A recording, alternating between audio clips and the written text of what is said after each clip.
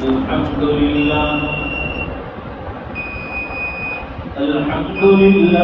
वकफा वसलामुन अला इबादिहिल्लज़ीना इस्तफ़ा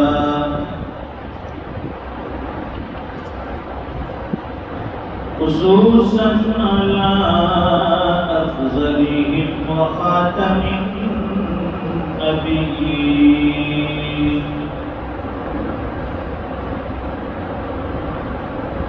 मुहम्मदिनिल अमीन व अला आलिहि व सहबिहि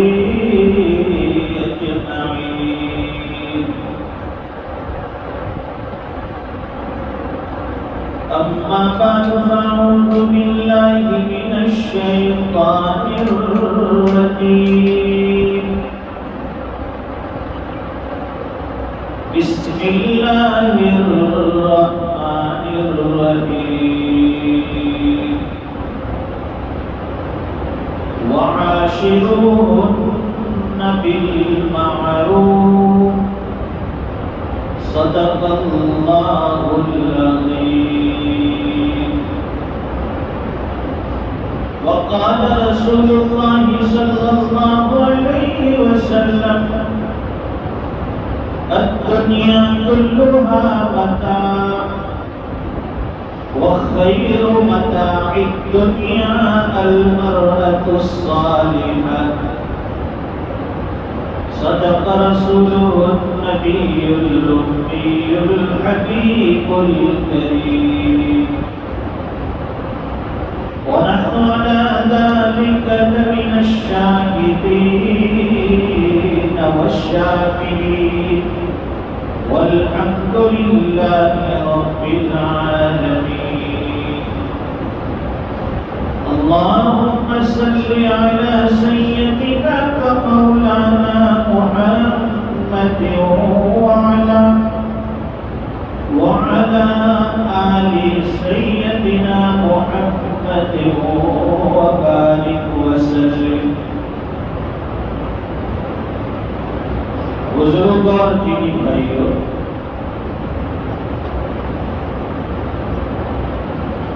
इंसान अपनी मर्जी से न दुनिया में आया है और न अपनी मर्जी से दुनिया से जाएगा। आना भी अल्लाह के हुक्म से है और जाना भी अल्लाह के हुक्म से है। जब आने और जाने में हमारी चलने वाली नहीं है। कोई कितनी भी पैसे खर्च कर ले, कितनी भी दवाइयां कर ले, कितना भी इलाज मुआलजा कर ले, लेकिन जब बुलावा आता है तो न इलाज कारगर साबित होता है, न दवाइयों से कोई फायदा होता है, न कोई तबीब डॉक्टर या कोई हकीम हमें बचा सकता है।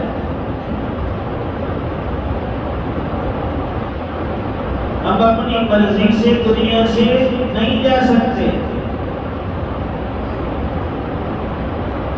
लोग कहते हैं कि फलाने जानते ही खुदकुशी कर लिया, सुसाइड कर लिया।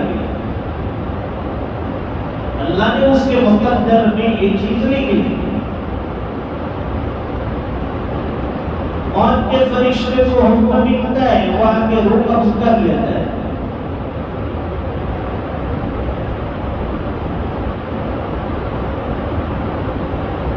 इसलिए जब हमें आए थे उस वक्त भी अकेले थे और जाएंगे तो भी अकेले होंगे, कोई साथ देने वाला नहीं।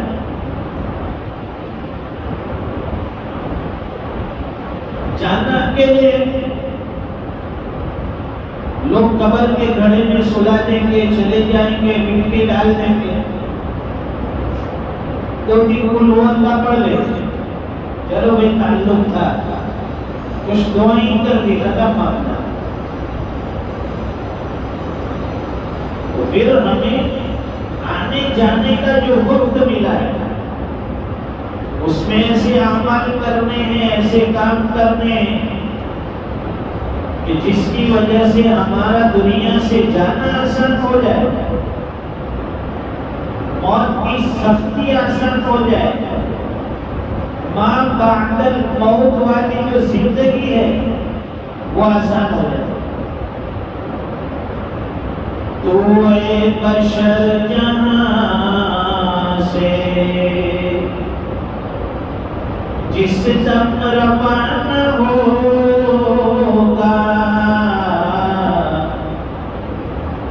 कोई न साथ देगा और तू अकेला होगा।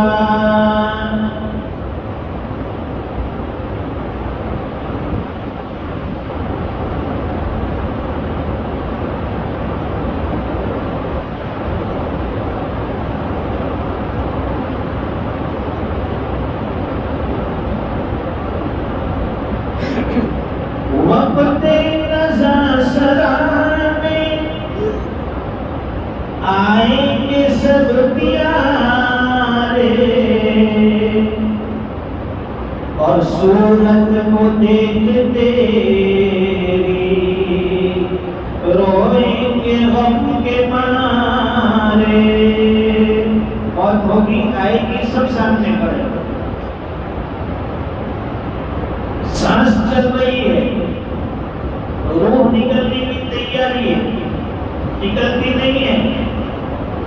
तो लोग कहेंगे कि भाई कलमे की तलकीन करो, सूरह यासीन पढ़ो, सूरह यासीन से मौत की सख्ती आसान हो जाती है। यासीन जब पढ़ेंगे तो नीम जान होगा, तू है बशर जहां से जिस दम रवाना होगा कोई न साथ देगा और तू अकेला होगा।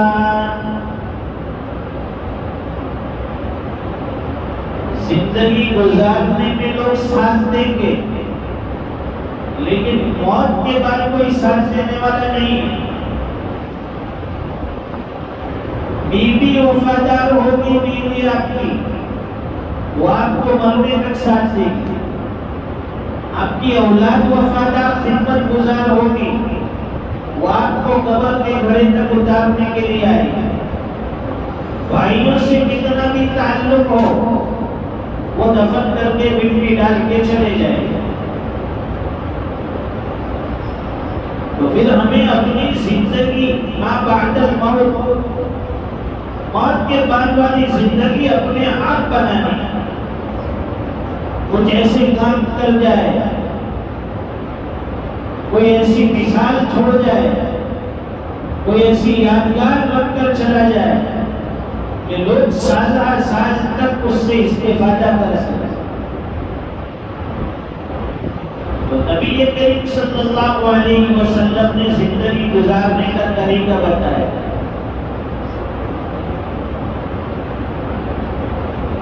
एक हदीस शरीफ में हुजूर पाक सल्लल्लाहु अलैहि वसल्लम फरमाते हैं कि मुझे तुम्हारी दुनिया की चीजों में से 3 चीजें महबूब हैं। तुम्हारी दुनिया की चीजों में से 3 चीजें मुझे महबूब हैं। ये नहीं फरमाया कि मुझे अपनी दुनिया में से नहीं, तुम्हारी दुनिया में से मुझे 3 चीजें पसंद है, महबूब है। उसमें नंबर 1 बीवी, औरत। नंबर 2 खुशबू। नंबर 3 ठंडा पानी। ये 3 चीजें हुजूर ने फरमाई कि मुझे तुम्हारी दुनिया की चीजों में से पसंद है। औरत सबकी औरत, अपनी औरत, अपनी बीवी। एक साहब ने बहुत अच्छी बात लिखी कि अपनी बीवी कितनी भी खूबसूरत हो, कितनी भी हसीना जमीला हो, हमें दुनिया की सारी औरतें अच्छी लगती है, खूबसूरत मालूम होती है, सिवाय अपनी बीवी। क्यों? इसलिए कि घर में है, इसलिए उसकी कदर नहीं। कभी उसको मुंडी कहते हैं, कभी डोसी कहते हैं, कैसे कैसे नाम से पुकारते हैं। उसको अच्छे नाम से बुलाओ, प्यार भरे अल्फाज से बुलाओ। ये भी हुजूर की सुन्नत है। कोई नेक नाम रखो, उनका दूसरा नाम भी हो। सईदा आयशा सिद्दीक़ा रज़ियल्लाहु ताला अन्हा जो हुजूर सल्लल्लाहु अलैहि वसल्लम की ज़ौजे मोहतरमा है, आपकी अज़वाज में से आपकी एक प्यारी बीवी है। नाम तो आयशा है, लेकिन जब हुजूर प्यार से बुलाते थे, पुकारते थे तो हुमैरा कहते थे, हुमैरा। इसलिए अपनी बीवी को अच्छे नाम से बुलाओ।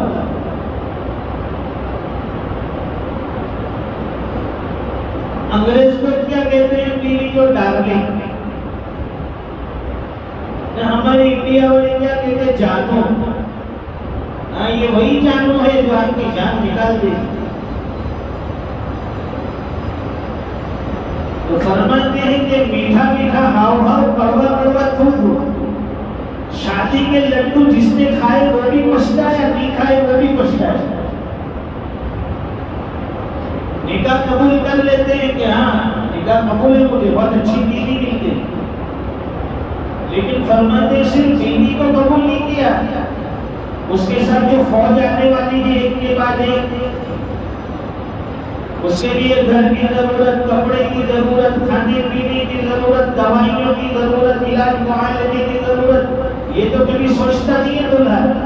उसको तो ऐसा है कि मैं दुल्हन जीत कर ले आया, वर्ल्ड कप घर में आ गया। निकाह करना आसान है, उसको निभाना बड़ा मुश्किल है। निकाह बहुत आसान है। दो गवाहों के बीच में काजी ने पूछ लिया, कोई कबूल किया? मैं तो ना तो कहता किया, कबूल कर लिया। फिर उसको निभाते निभाते निभाते निभाते दुनिया से इंसान चला जाता है। इसी तरह तलाक बहुत आसान है। एक जुमले में भी आदमी तलाक दे सकता है, भाई तुझे 3 तलाक, या तुझे तलाक तलाक तलाक, चलो बीवी निकाह से निकल गई। तलाक के बाद फिर मियां बीवी दोनों पूरी जिंदगी पछताते हैं। इसलिए शरीयत ने निकाह को पसंद किया, तलाक को पसंद नहीं किया। हुज़ूर पाक सल्लल्लाहु अलैहि वसल्लम फरमाते हैं कि मुझे तुम्हारी दुनिया की चीजों में से 3 चीजें मांगूर है, औरत, नेक बीवी, अच्छी औरत।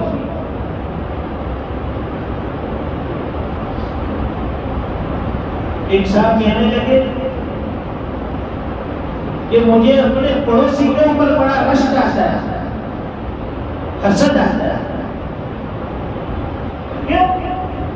इसलिए कि उसकी औरत 1 महीने से महके चली गई है, तो इसकी खुशी मुझसे देखे नहीं जा रही है, कितना खुश है वो महीने से। और मेरे घर में ये चुड़ैल जाती नहीं है, धक्के मार के भगाता हूं, जाती नहीं। दूसरे साहब कहने लगे कि मेरी बीवी 1 दिन के लिए उसके महके जाती है, दूसरे दिन टपक जाती है वापस, मेरे बगैर चलता नहीं है।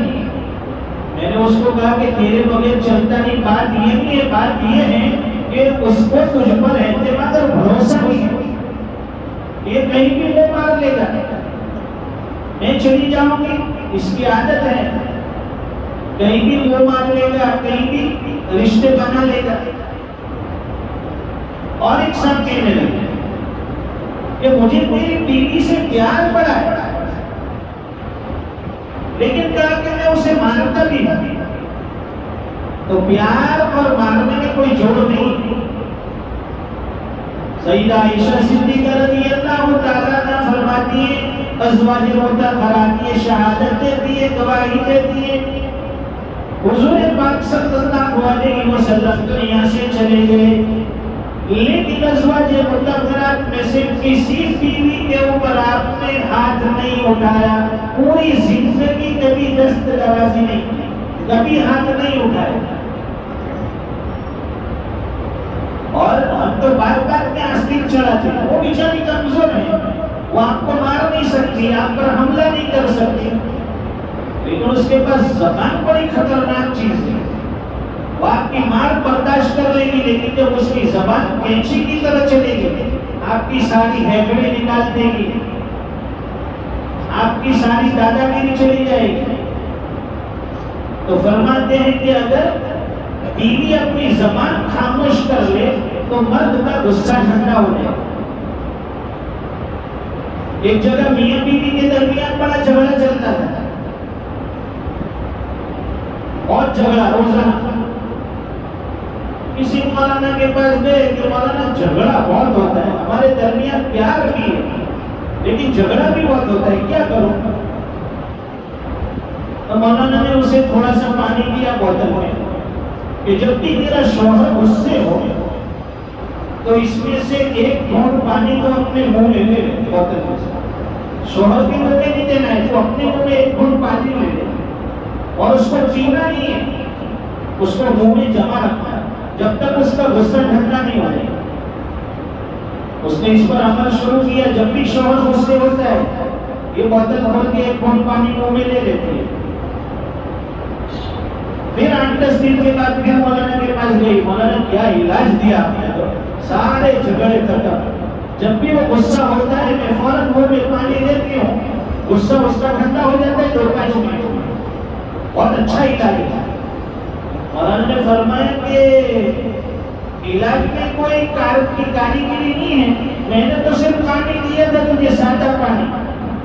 वो इसलिए मुंह में रखने के लिए कहा कि जब शौहर गुस्से होगा तो तेरी ज़बान कंट्रोल में होनी चाहिए, तू खामोश रहेगी तो उसका गुस्सा ठंडा हो जाएगा। तो पानी मुंह में रखेगी तो बोल नहीं सकेगी और शौहर का गुस्सा ठंडा हो जाएगा, लड़ाई झगड़े खत्म हो जाएगा। इसलिए मियां बीवी के झगड़े हर घर में होते हैं, ये घर घर की कहानी है, लेकिन एक दूसरे को समझने वाला, एक दूसरे को संभालने वाला चाहिए। बात बात में तलाक पर नौबत पहुंच जाती है। हमारे मुल्क में तो फिर भी ठीक है, बीरूनी मुल्क में अभी तो शादी हुई, महीना हुआ, 2 महीने हुए, दोनों अलग हो गए, क्या बात है, हमें डिवोर्स चाहिए। ये आसान नहीं है निकाह और तलाक। निकाह का मतलब पूरी जिंदगी निभाना, और तलाक का मतलब ये है कि आपने अल्लाह के अर्श को हिला दिया, अल्लाह की दी हुई नेमत की नाकदरी करी। तो हुजूर ने जो 3 चीज फरमाई, औरत, खुशबू और पानी, इंशाअल्लाह इस पर आइंदा मजलिस में कुछ जिक्र करेंगे, गुफ्तगू करेंगे। अल्लाह ताला हमें अपनी बीवियों को, अपनी औरतों को सही समझने की तौफीक अता फरमाए।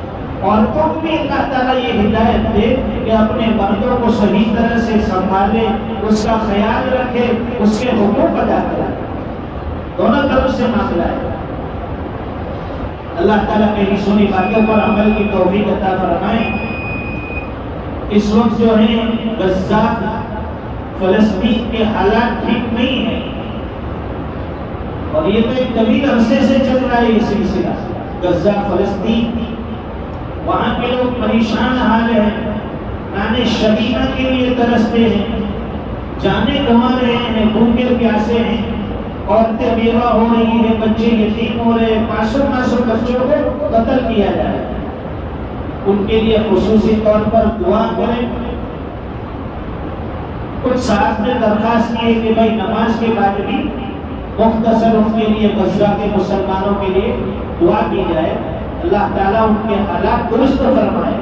हमें यहाँ अमन मिला है, अल्लाह ताला उनको भी अमन अता फरमाए। नासाजगार हालात अल्लाह ताला दूर फरमाए। वाखिर दावाना अल्हम्दुलिल्लाह।